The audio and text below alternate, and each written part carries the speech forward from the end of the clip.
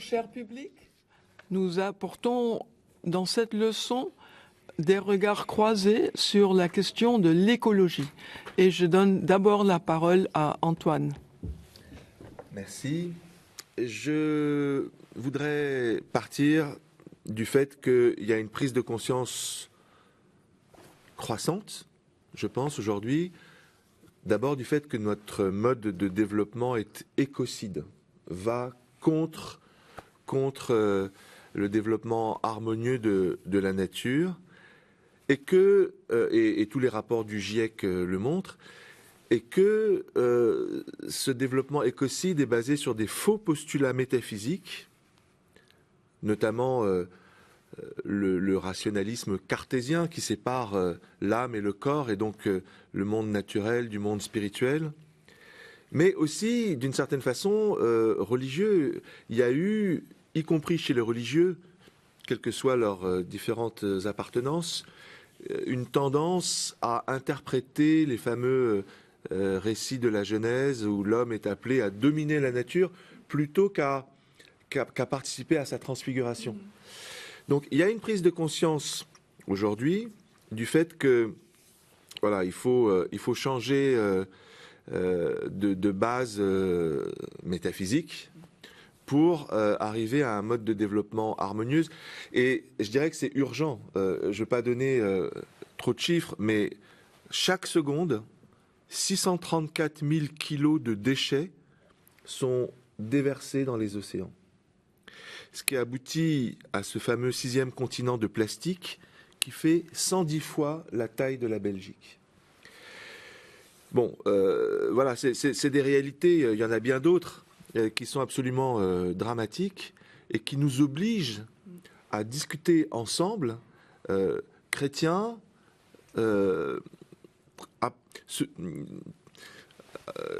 personnes appartenant à différentes traditions religieuses et convictionnelles, pour essayer de développer ces blocages historiques. Et moi, je retiens ce livre, le Dictionnaire de la pensée écologique, qui est paru en 2015 et qui a été coordonné par Dominique Bourg et Alain Papeau, et qui me paraît important parce que c'est un lieu de rencontre justement entre chrétiens de différentes traditions confessionnelles, mais aussi bouddhistes, musulmans, agnostiques, etc. Et ensemble, ils se réjouissent des prises de conscience de ces dernières années, de ces dernières vingtaine d'années, des chefs religieux, notamment du monde chrétien. Alors bien entendu, le pape François, avec son encyclique Laudato Si du mois de mai 2015, qui commence par ce cantique des créatures de saint François d'Assise, « Loué sois-tu, mon Seigneur, pour sœur notre mère la terre, qui nous soutient et nous gouverne et produit divers fruits avec les fleurs colorées et l'herbe, etc. » Dans ce cantique des créatures, on voit une vision qui n'est plus la vision moderne ou postmoderne, qui est une vision sapientielle de l'être, d'un cosmos qui est capable de louer le Seigneur.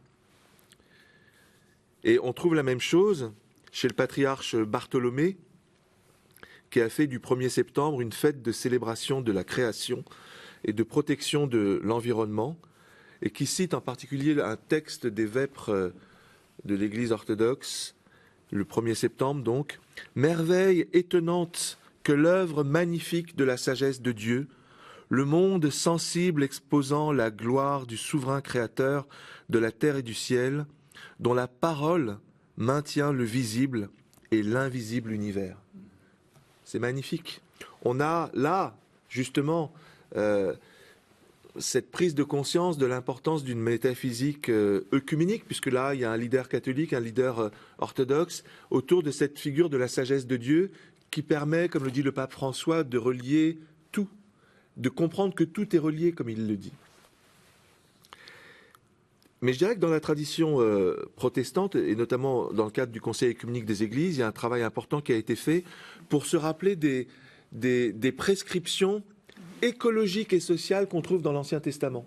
Les prescriptions du Lévitique en particulier, Lévitique 26, j'établirai ma demeure au milieu de vous, je serai votre Dieu et vous serez mon peuple. Dieu est présent dans son peuple, dans la création, et ça a des conséquences, ça impose le sabbat, le repos non seulement de Dieu, mais le repos de la terre au bout de 6 ans. Ça impose également l'année jubilaire de remise des dettes tous les 49 ans. Donc il y a à la fois des prescriptions cosmologiques et des prescriptions sociales. Donc ça, c'est justement ce que redécouvre la conscience écuménique contemporaine, de tenir ensemble l'écologique et le social. Mais je dirais qu'on va plus loin encore en s'ouvrant à la théologie orientale. On retrouve la pensée patristique de Maxime le Confesseur, pour qui le cosmos était le grand homme, doté d'un cœur, doté d'un esprit, doté d'un corps. Et le petit homme était finalement en interaction avec Dieu et avec le cosmos, pour que le monde entier soit comme un buisson ardent à travers lequel des épiphanies, des manifestations de Dieu puissent apparaître. Et le travail de l'homme, c'est de nommer, c'est de porter à cette transfiguration. Donc voilà, c'est je pense un point important de redécouverte des richesses de nos théologies. Les orientaux insistent sur la kénose, sur l'évidement de Dieu qui permet et à l'homme et à la création de se manifester. Ils parlent de périchorèse, une sorte d'eucharistie cosmique, d'interpénétration des énergies divines dans les énergies terrestres et réciproquement. Alors, fort de ça, il y a des propositions, du coup, qui sont faites de la part des écologistes et des propositions qui sont faites de la part des théologiens, qui renouvellent et qui permettent d'avoir une certitude des voies de changement de notre modèle de développement capitaliste. Parce que ça fait un moment qu'on dit que le modèle capitaliste est à bout de souffle. On a eu, par exemple, au moment du Covid, beaucoup de discussions sur changer le mode de développement. Et puis, voilà, la fin du Covid est arrivée et les avions continuent à voler dans les différents aéroports. Donc, c'est vraiment dans les transformations en profondeur qu'on peut construire des modèles de développement écologique et spirituel. Alors, du côté des écologistes, je retiens... par exemple, la réflexion d'Augustin Berck sur la notion d'écoumène.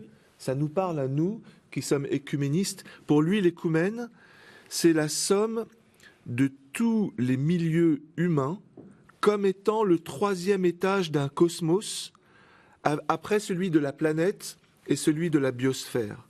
Il rejoint d'une certaine façon les intuitions de Théard de Chardin, dont parlait Richard à un cours précédent. Il rejoint les intuitions de Bassarab Nicolescu sur le tiers inclus. Il n'y a pas de séparation nette entre la biosphère, la planète et les milieux humains. Tout ça est en interaction, tout ça est en respiration, on pourrait dire. Et donc, c'est là où il y a un tiers inclus qui permet d'éviter ces séparations radicales. Ça rejoint, et c'est la deuxième chose que je retiens des propositions des écologistes aujourd'hui, quels que soient leurs horizons religieux ou pas, une économiste britannique qui s'appelle Kate Raworth, qui a publié un livre qui s'appelle L'économie du donut. Le donut, c'est le beignet. Et elle dit le beignet avec un trou au milieu. Elle utilise cette image pour parler d'économie circulaire, mais avec une double limitation, les limitations planétaires. Et donc ça, c'est la partie supérieure du beignet. Et dans les limitations planétaires, il y a le réchauffement climatique, l'acidification des océans, les pollutions chimiques, etc. Et puis, la partie inférieure du donut, du beignet, c'est les frontières sociales. Pour un développement harmonieux, il faut des critères de santé, d'alimentation, d'éducation, de paix, bien sûr, de salaire. Voilà. C'est important, cette économie du donut, parce que ça permet un nouveau mode de développement qui ne soit pas basé sur les critères productivistes du produit intérieur brut, qui se moquent totalement de la nature et qui ne parle pas du type de ressources des énergies. Donc, par ce type d'économie sapientielle, elle met en tension l'approche orientale qui est basée sur l'harmonie du yin et du yang, et l'approche occidentale qui considère que le développement ne peut pas non plus être sans les êtres humains, sans le social. Et puis il y a une troisième proposition, il y en a bien d'autres, mais que je retiens parce que je pense qu'elle est convergente avec ce que disent beaucoup de théologiens. C'est l'écologiste belge qui s'appelle Gunther Pauli, qui est né en 1956 et qui a développé le concept d'économie bleue. C'est cette idée d'une économie qui n'est pas fondée sur l'opposition entre le déchet et le bien, mais qui au contraire considère que les déchets des uns sont les matières premières des autres. Donc c'est vraiment une économie du recyclage, une économie qui permet à toute une chaîne d'acteurs de contribuer positivement à une économie harmonieuse. Voilà. Donc ça, c'est quelque chose qui parle aux théologiens. Inversement, des théologiens sont sortis, je l'ai dit en citant le pape François ou Bartholomé, d'une vision trop moderne des Écritures, peut-être aussi trop dualiste des Écritures, et en particulier, j'aime citer Michel Cantu, qui a certes été un responsable politique parfois contesté, notamment lorsqu'il était au Fonds monétaire international, mais qui, pour l'avoir rencontré à plusieurs reprises, a insisté sur les limites d'une économie libérale basée sur la main invisible qui équilibrerait l'offre et la demande de façon automatique. Il insiste sur l'idée que cette main-là du marché, elle doit être équilibrée par la main de la solidarité et avec la main de la justice. Et cette approche ternaire permet un mode de développement harmonieux et respectueux des personnes.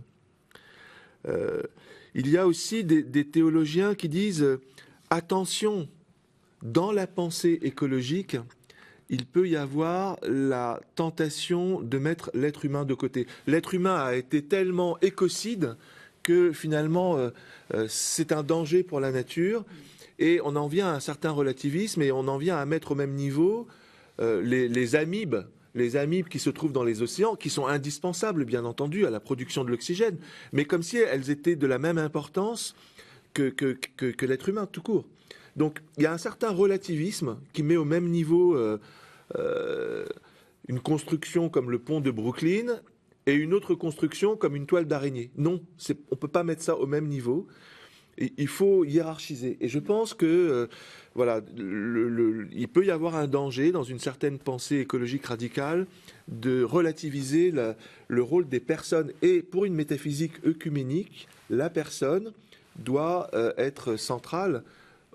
C'est pas contradictoire avec une approche sapientielle de l'économie et du monde. Et puis il y a un dernier point qui, à mon avis, est important aussi, d'une théologie qui a pu parfois être dans le passé binaire et qui, ces 50 dernières années, grâce au dialogue écuménique, est devenue de plus en plus trinitaire. Et j'utilise le terme de trinitaire en référence au dogme trinitaire d'un seul Dieu, une seule personne, en trois hypostases, en trois consciences de soi, Père, Fils et Saint-Esprit.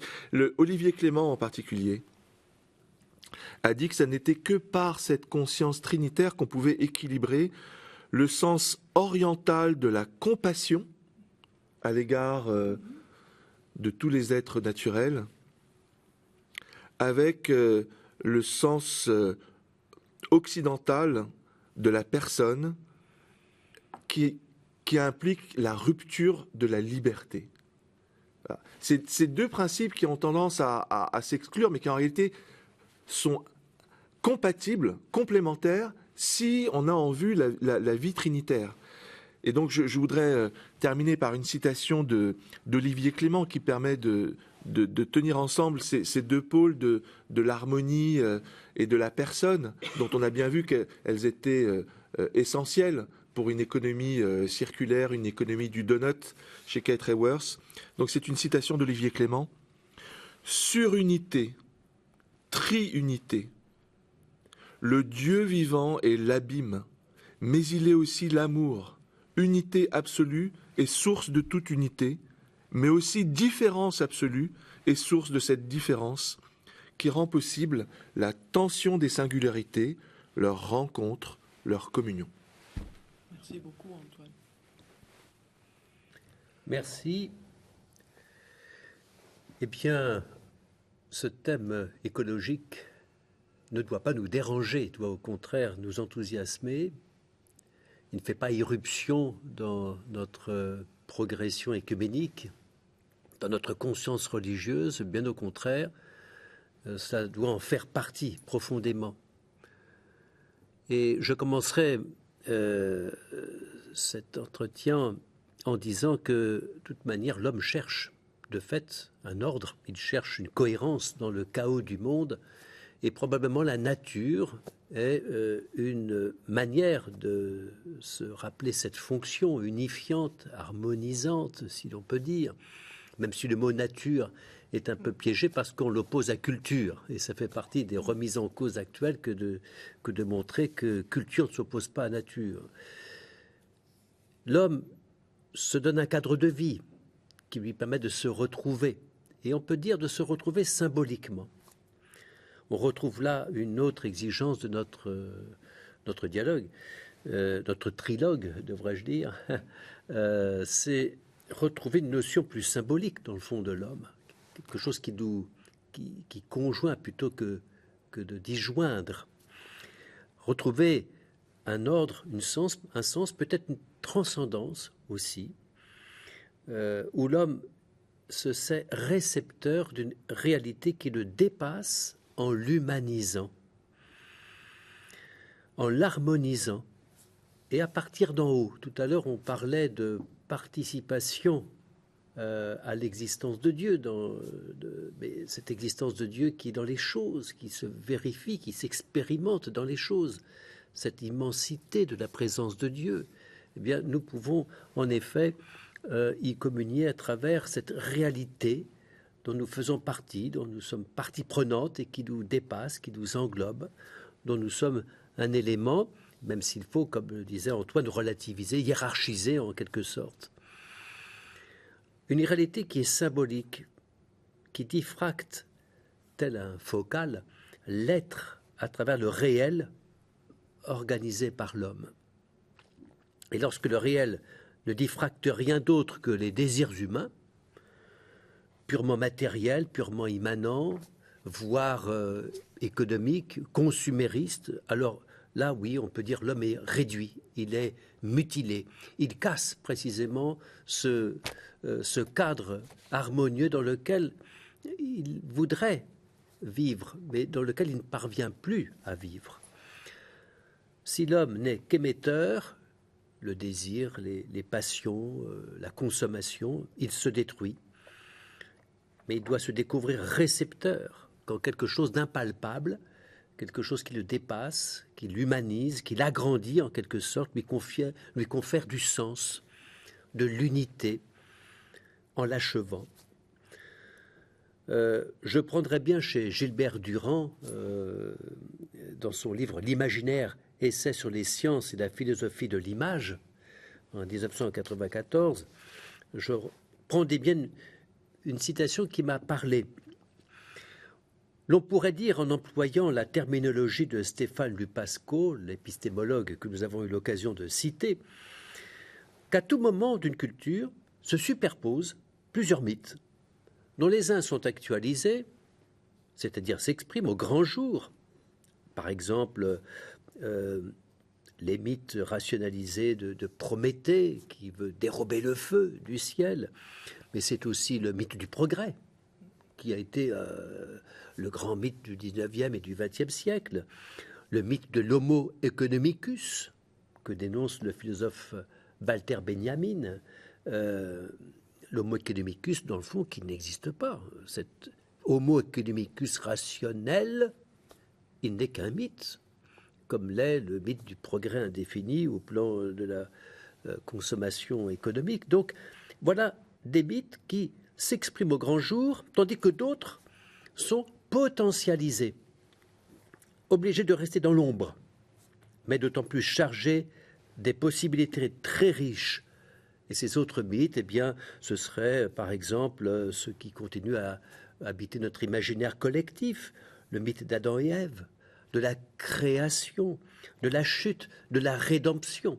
Quand je dis mythe, évidemment, je veux dire par là des récits paradigmatiques fondateurs qui font partie de notre imaginaire religieux, mais qui sont fondateurs aussi de vérités religieuses, même s'ils sont des récits symboliques, mais récits paradigmatiques, et qui donc ont une importance pour nous. Et ces mythes restent constructifs, et nous devrions les retrouver précisément, pour retrouver cette harmonie dont nous parlions tout à l'heure, avec passion, cette manière d'habiter le monde. Voilà pourquoi il me semble que l'apport, entre autres, de Bruno Latour, faisant lui-même écho à d'autres chercheurs, d'autres penseurs, comme Lovelock par exemple, dans son livre Face à Gaïa, il rappelle que être un sujet, ce n'est pas agir de façon autonome par rapport à un cadre objectif, réduit à n'être qu'un cadre d'objets, mais c'est partager la puissance d'agir avec d'autres sujets et qui ne sont pas à part, autonomes les uns par rapport aux autres. Vous savez que Bruno Latour accrédite cette idée qu'il n'y a pas d'un côté un sujet et puis de l'autre côté des objets. Dans le fond, tout être, toute chose est à sa manière sujet, même si, encore une fois, il ne faut pas confondre les niveaux, bien entendu, mais toute chose, quelque part, a une certaine qualité de sujet. Idée que développait déjà Edgar Morin dans sa méthode et que nous voyons ailleurs. Il critique cette idée de nature-culture. On retrouve là cette opposition comme celle d'une distinction humain-non humain qui n'a rien d'une conception philosophique. C'est un effet stylistique secondaire, postérieur, dérivé, dit-il, par lequel on prétend simplifier la répartition des acteurs en désignant ensuite les uns comme animés. Alors ce serait le sujet humain, acteur de la société, de l'économie, et les autres comme inanimés, inanimés, sans âme. C'est intéressant cette étymologie. Cette seconde opération ne réussit qu'à désanimer certains protagonistes appelés matériels, en les privant de leur activité, et à suranimer certains autres appelés humains, dans leur confiante admirable capacité d'action et d'exploitation de la planète à la manière d'une carrière. Alors j'ai trouvé cette distinction fallacieuse, selon notre ami Bruno Latour, tout à fait intéressante. Il n'y a pas d'un côté le sujet, puis d'autre part des objets que nous pourrions exploiter facilement et sans vergogne. Nous constatons combien cette disjonction est ruineuse. Le pape, dans Laudato Si, a admirablement, je crois, je pense, répondu à cette exigence. C'est toujours à parfaire, évidemment. Je dois dire que dans le magistère, l'écologie, quand même, chez nous, les catholiques, quelque chose d'un peu nouveau.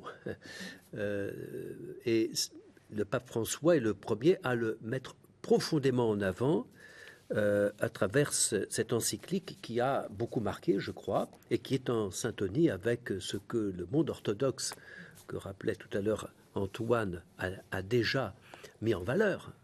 Et je trouve que c'est tout à fait admirable.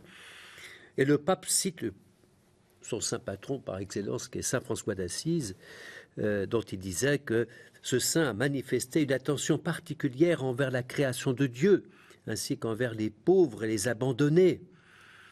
cette harmonie avec Dieu, les autres, la nature, avec lui-même. Et on rejoint cette conviction profonde que les récits de la création dans le livre de la Genèse, pour reprendre ce récit paradigmatique, fondateur, encore une fois symbolique, mais chargé de vérité théologique en même temps, et anthropologique, il voit dans ces récits, dans le langage symbolique et narratif, la conviction que l'existence humaine repose sur 3 relations fondamentales intimement liées: la relation avec Dieu, la relation avec le prochain, la relation avec la terre. Tout est lié, c'est vrai, Antoine le disait tout à l'heure, et c'est, à mon avis, une des grandes urgences de notre monde d'aujourd'hui, et ça va dans le sens de la polarité, des niveaux de conscience,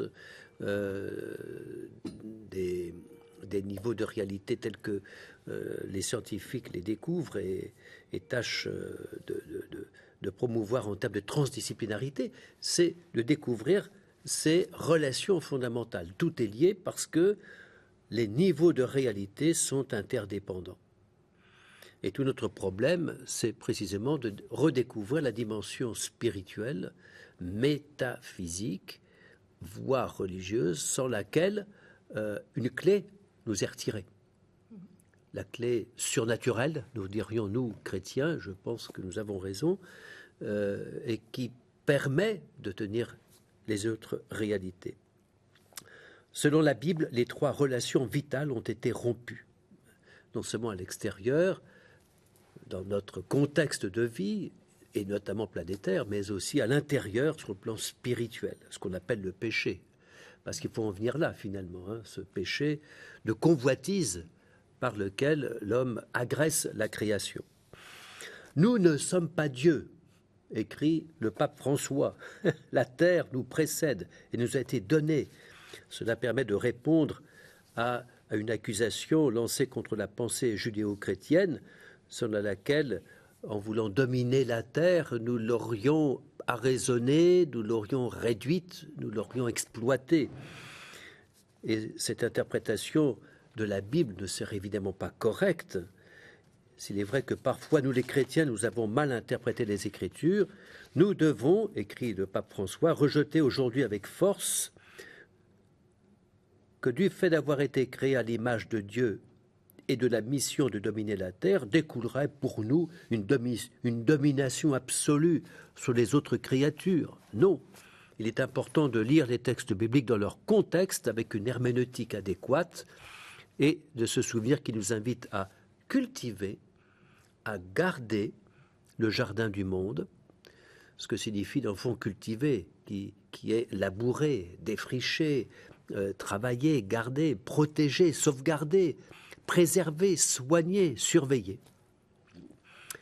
Et c'est pourquoi la législation biblique s'attarde à proposer à l'être humain des normes qui sont respectueuses. Et le pape cite Deutéronome 22, si tu vois tomber en chemin l'âne ou le bœuf de ton frère, tu ne te déroberas pas.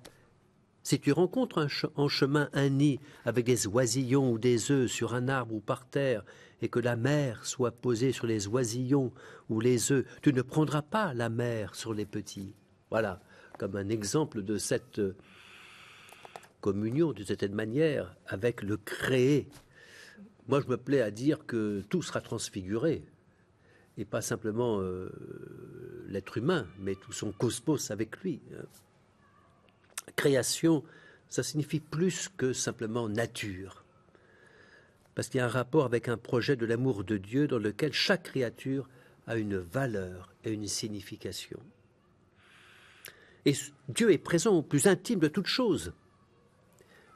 Il est tellement présent que c'est la continuation de l'action créatrice. L'Esprit de Dieu a rempli l'univers de potentialités.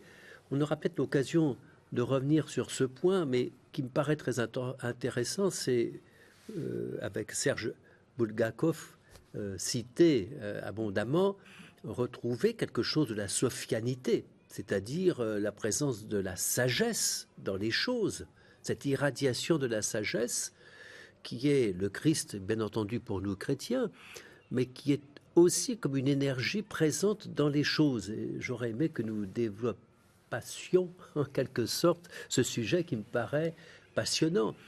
La sophiologie, cette présence de la sagesse. Les autres êtres vivants, écrivait dans son encyclique le pape François, ne sont pas de purs objets soumis à la domination humaine arbitraire. Donc ne pas concevoir la nature comme séparée de nous ou comme simple cadre de notre vie. Nous sommes en partie et nous sommes enchevêtrés avec elle. Nous sommes inclus en elle, nous en sommes une partie et nous sommes enchevêtrés avec elle. Ces interactions des systèmes naturels entre eux et des systèmes sociaux, puisque comme nous le savons, le pape François dans cette encyclique rappelle encore une fois le lien entre le respect de la création comme maison commune, mais aussi les relations sociales, la protection des plus fragiles de la nature, mais aussi des pauvres, la pauvreté, c'est-à-dire tâcher de soulager les misères que nous connaissons tellement encore aujourd'hui. Il n'y a pas deux crises séparées, l'une environnementale et l'autre sociale, mais une seule et complexe, qui est une crise socio-environnementale. Voilà, je termine sur une phrase de Grégory Quesnay, commissaire de l'exposition Anima de Laurent Grasso. Notre possessivité de la nature est affaiblie, les résonances l'emportent sur la causalité appauvrissante. Au lieu d'être la somme des objets possédés, le monde devient l'unité de toutes les places accordées aux entités qui le peuplent. Merci. Merci beaucoup aux orateurs précédents. J'ai de mon côté, concernant l'écologie, 3 propositions à vous soumettre. La première, devenir poreux aux sciences du vivant. Juifs et chrétiens, nous nous abreuvons à 2 sources, la biblique d'une part et la grecque de l'autre. La source de la science, de la spéculation, de la philosophie, que je suppose ici juxtaposée à la Bible, ce qui en réalité n'est pas vrai, je simplifie. La Bible est elle-même aussi philosophie. Mais on suppose donc ces 2 sources. Eh bien, aujourd'hui, cette double source nous conduit à nous intéresser aux œuvres, aux productions, aux avancées de la part des éthologues, des botanistes, sur ce que j'appelle ces autres vies que la mienne. C'est un titre d'un bon roman d'Emmanuel Carrère. Donc je détourne les autres vies que la mienne, des vies en particulier plus microscopiques. Ce qui fait que nous aurons dans une main, je fais la démonstration, dans une main nous aurons la Bible, et puis de l'autre nous aurons des travaux, par exemple d'une ornithologue, Vinciane Desprez, habiter en oiseau. Est-ce que nous sommes capables d'habiter en oiseau? On peut y tendre, on peut essayer de comprendre les territoires des oiseaux qui sont leur manière d'habiter. Baptiste Morisot également, Manière d'être vivant, qui nous propose de refaire connaissance avec 10 millions d'êtres vivants. Il y a 10 millions de manières d'être vivant. Il n'y a pas une seule manière, la manière humaine. Et Emanuele Coccia, la vie des plantes, avec les points de vie des végétaux. Et même le portrait d'un arbre, par Laurent Tillon, Être un chêne. Nous avons eu ici au Bernardin la chance d'avoir pendant plusieurs années un séminaire avec Bruno Latour concernant l'insensibilité chrétienne à l'écologie Et ces auteurs que je viens de citer, j'ai eu la chance de les découvrir grâce à ce séminaire. On transforme le regard en surplomb extérieur au règne animal, végétal et minéral. La perspective humaine se convertit pour écouter tous ces peuples qui n'ont pas la parole, mais avec lesquels nous faisons monde commun. C'est la collection des mondes sauvages aux éditions Actes Sud est tout à fait exemplaire dans ce sens. Une attitude à laquelle déjà les Écritures invitent, pour qui avait l'oreille dressée dans ce sens, et que François d'Assise incarnait de son vivant. Informés que nous serons alors par les progrès de ces sciences, on remplace la notion trop statique de biosphère par le concept de zone critique. Pourquoi est-ce que c'est intéressant, zone critique? C'est que cela permet d'inclure la dynamique du domaine minéral, qui est souvent oublié. En réalité, ce sont l'érosion des roches, l'érosion minérale, et l'activité tectonique, donc les plaques tectoniques, qui concourent à rendre viable la troisième planète du système solaire.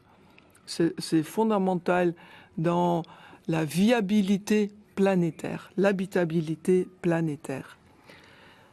Se laisser instruire par ces nouvelles manières de penser doit nous conduire à renoncer à la domestication indue des vivants. Non, tous les vivants ne vivent pas en maisonnée avec maman, papa et la fratrie. Donc je me permets ici une note critique contre l'utilisation qui, à mon avis, est, disons, un peu, c'est le problème d'une inflation, d'une métaphore. Je n'aime pas que l'on parle de notre planète comme une maison commune.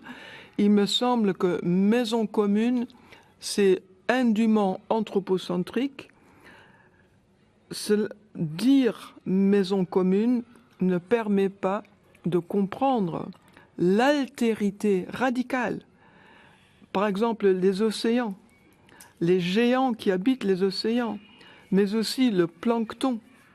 Ils ne sont pas organisés en maison commune. Ni, par exemple, les micro-organismes du sol. Concevoir l'ensemble du vivant comme sa maison conforte l'être humain dans une position de majordome qui me paraît justement dépassée. Nous ne sommes pas les intendants ou les majordomes.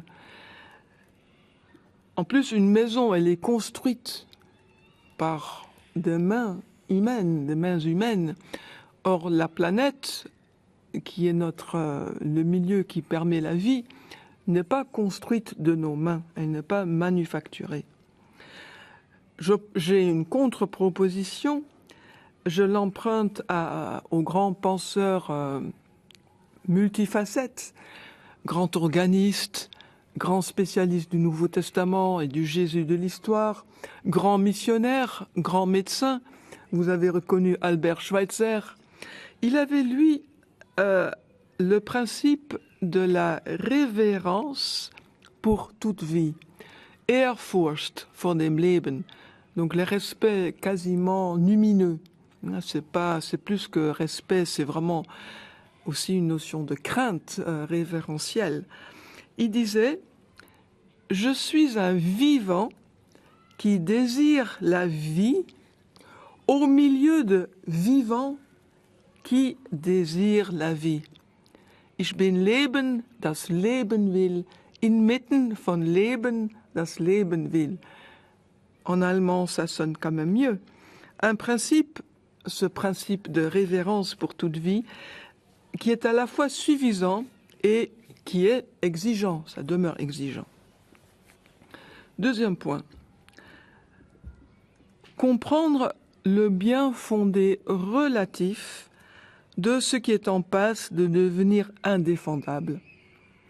La méfiance chrétienne vis-à-vis du réquisite écologique.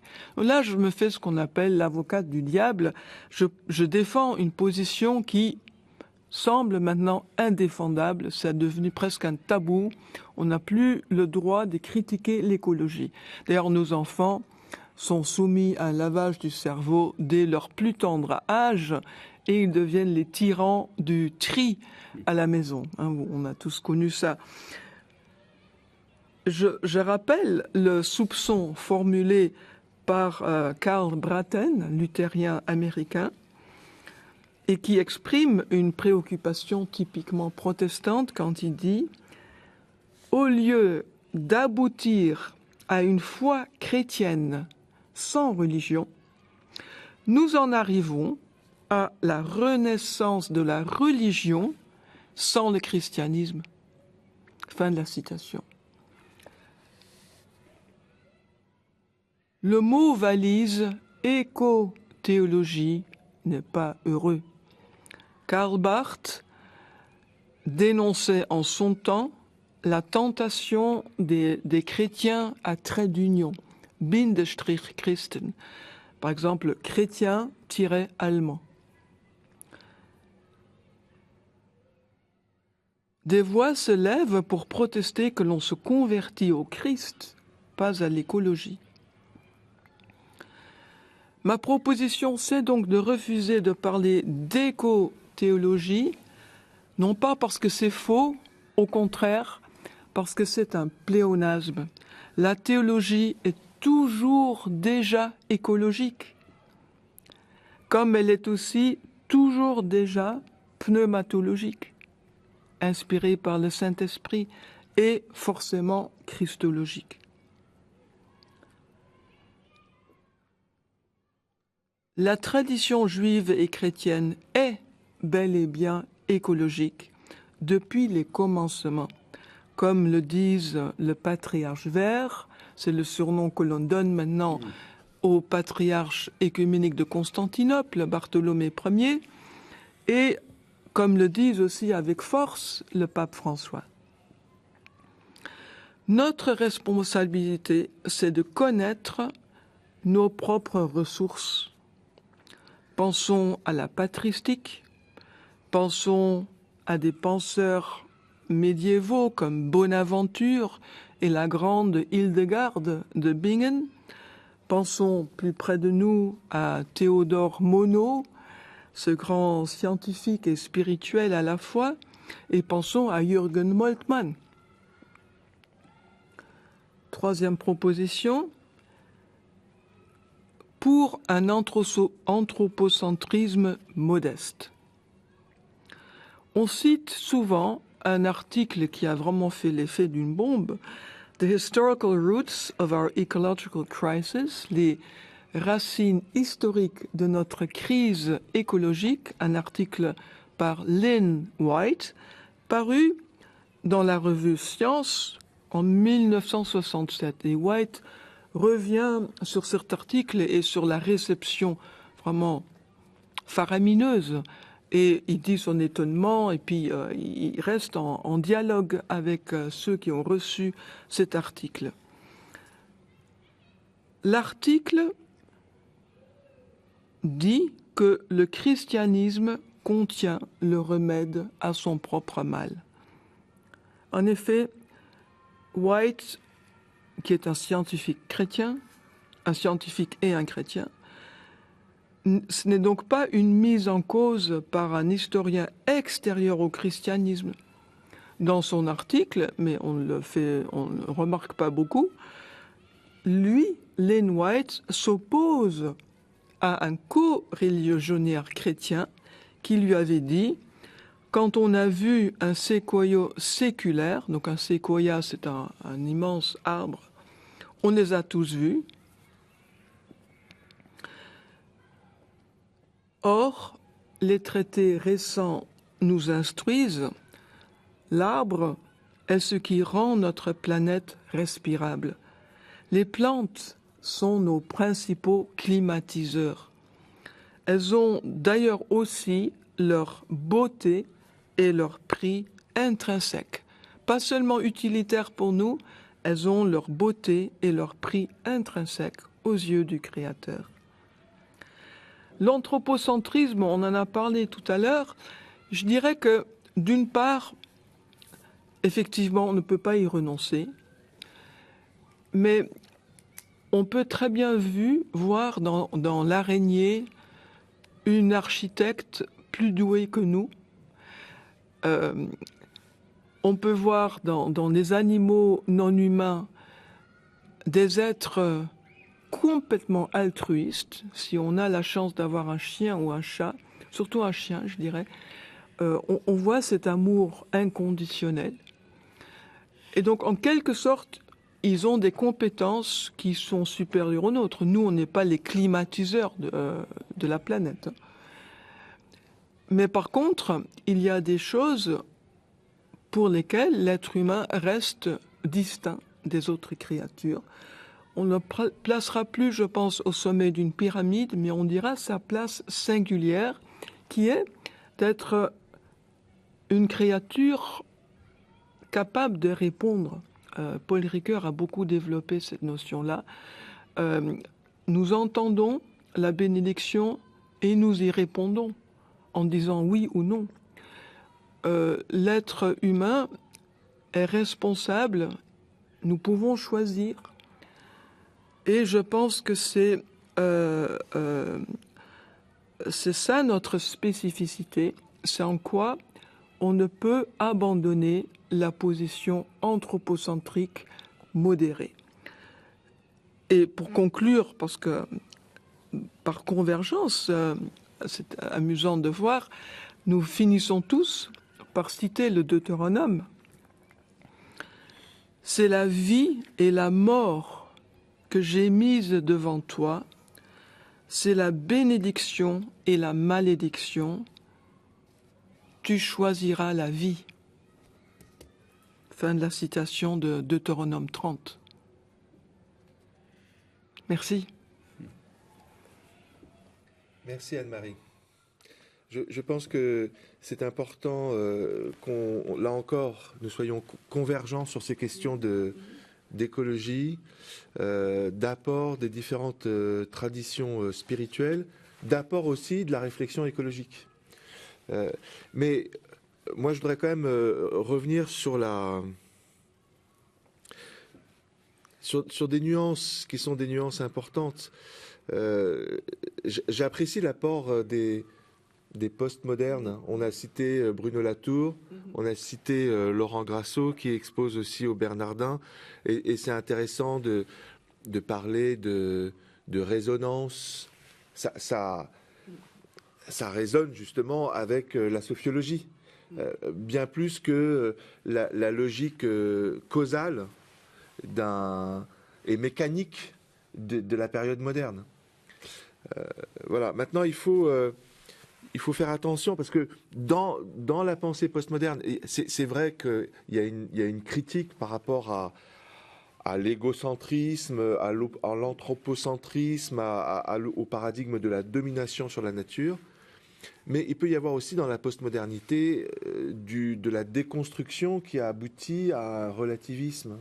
Et c'est pour ça que moi, à titre personnel, j'ai jamais compris la notion de parlement des objets qu'a développé Bruno Latour. Je crois qu'il faut sortir de la pensée binaire, mais pas au détriment de la personne. Et même chose, il faut être attentif au langage propre de la nature, comme tu le fais dans ta première proposition. Et j'aime beaucoup tous ceux qui développent parmi les écologistes le biomimétisme. Je trouve ça intéressant, le biomimétisme, d'étudier comment une moule est capable de produire une colle absolument incroyables que les physiciens ont du mal à reproduire dans leurs travaux. Donc le biomimétisme, c'est très intéressant. Maintenant, là encore, la personne est plus profonde que la moule. Et pourquoi? Parce que là, il y a une conscience plus développée chez l'être humain, qui fait qu'il a reçu cette vocation de la part du Créateur de nommer toute chose. Le père Paul Florensky, qui est un théologien orthodoxe important, a beaucoup réfléchi sur cette notion de nomination. Nommer, c'est prendre conscience en interaction avec le cosmos et permettre au cosmos de prendre conscience de lui-même. D'où le caractère absolument central de la personne humaine. Et donc, voilà, on est convergents et en même temps, voilà, il faut être bien au clair des distinctions qu'on fait entre la conscience postmoderne, à mon avis, et la conscience spirituelle. Ça fait réagir Antoine. Richard. Richard, à Antoine, pardon. Donc Richard réagit à Antoine. Pardon. Il m'avait semblé que dans le dialogue avec Bruno Latour, Baptiste Morisot, que l'on a cité tout à l'heure, est intervenu dans ce débat pour relativiser, si je ne me trompe pas, dans un autre ouvrage qui s'appelle Le cri de Gaïa, qui est une sorte de continuation en même temps qu'une réponse face à Gaïa. Il avait mis en valeur justement la distinction nécessaire entre les êtres et rappeler qu'en effet, il faut peut-être ne pas assimiler la personne humaine à d'autres sujets, entre guillemets, de la création. Je crois que je ne me trompe pas en disant ça. Ça va tout à fait dans le sens de ce que tu dis. Et donc il faut faire attention.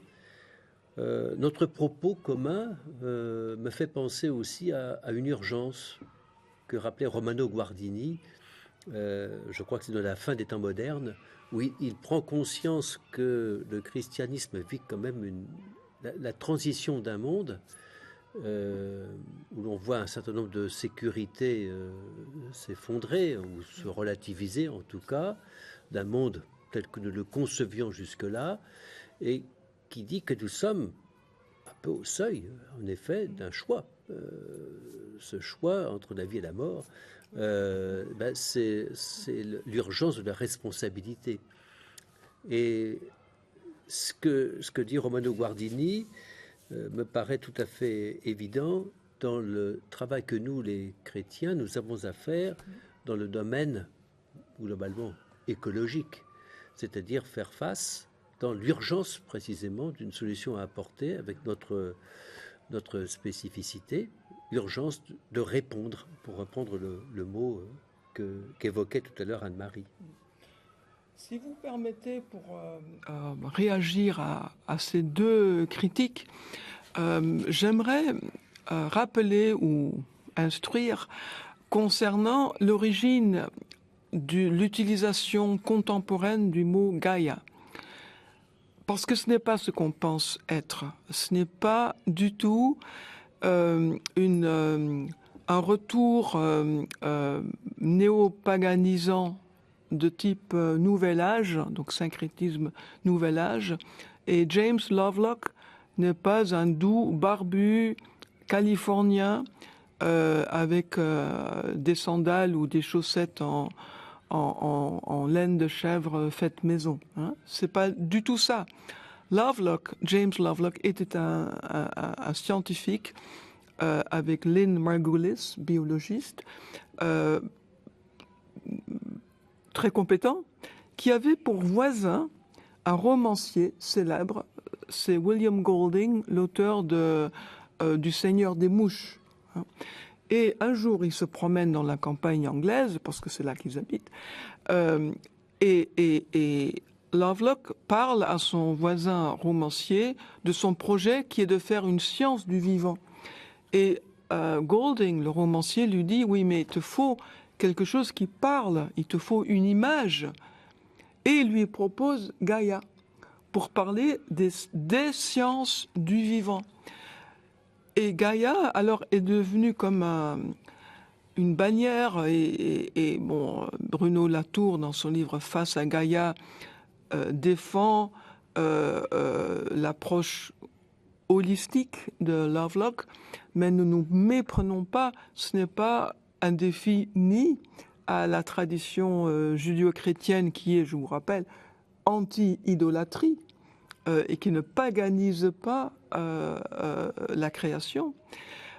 Et ce n'est pas non plus il ne brade pas non plus les sciences scientifiques, donc empiriques, ce qui se fait dans les laboratoires.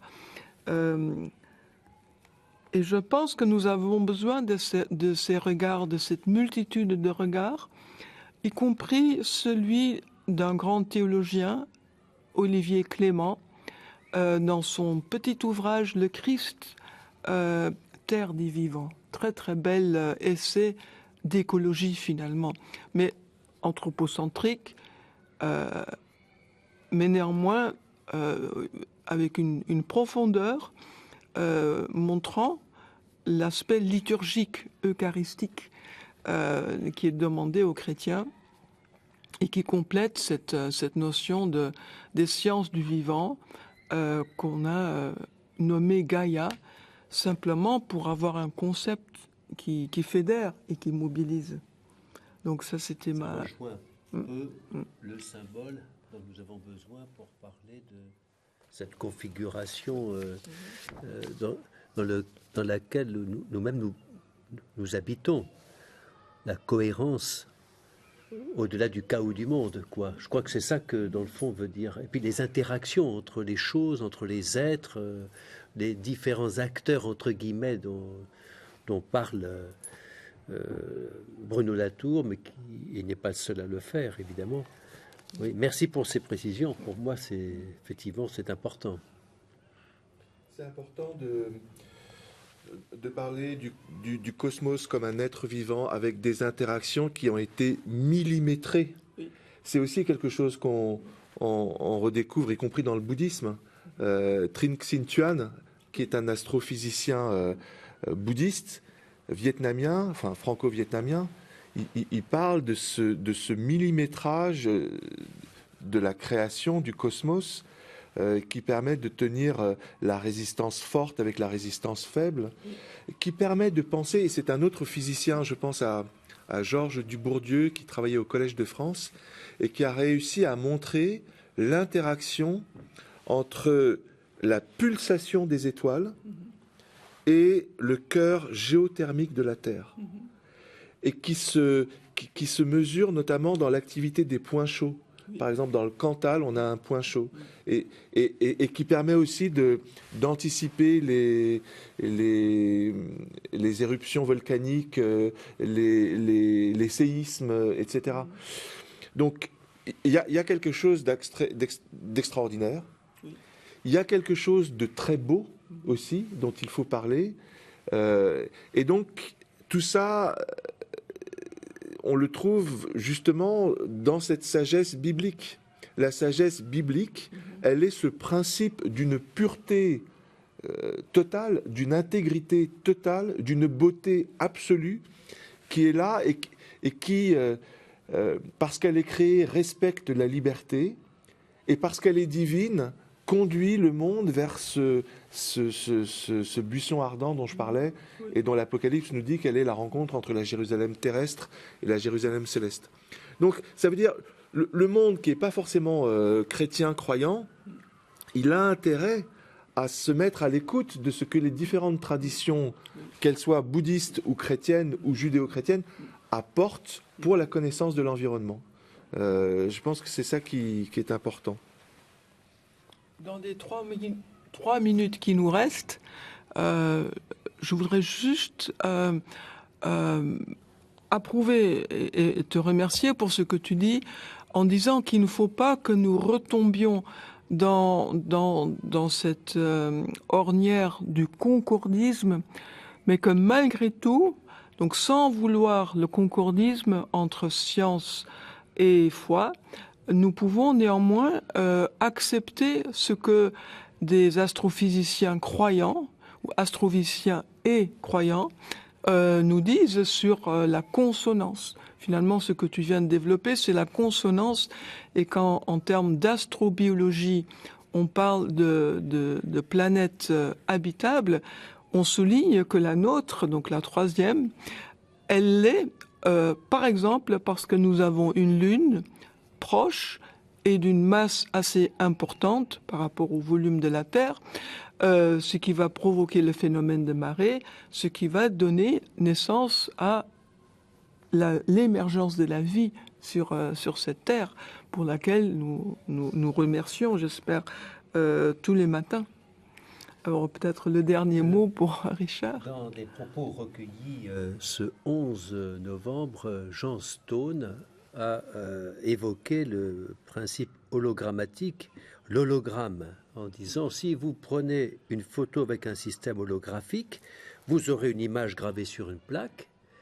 Si vous cassez la plaque en deux, eh bien, et que vous l'éclairez par un laser pour lire l'image qu'elle contient, vous retrouverez l'image de la totalité et non pas une moitié de l'image, quoique avec une moins bonne définition. Et c'est peut-être aussi une manière d'envisager les choses. Je suis porteur de l'information sur la totalité du monde, mais je ne suis pas la totalité. Ah oui. Et peut-être là aussi, dans ces découvertes, nous pouvons saisir une analogie. Je suis tout à fait d'accord avec l'idée de ne pas faire du concordisme entre des niveaux de réalité qui ont des principes différents, mais qui, malgré tout, là aussi, sont en résonance, sinon en consonance, en tout cas peut-être en résonance. Ça peut nous éclairer jusque dans la démarche théologique, précisément dans l'alliance des contraires dont on parlait tout à l'heure. Eh bien, un grand merci à vous et nous donnons rendez-vous à pour la prochaine leçon à venir. Merci.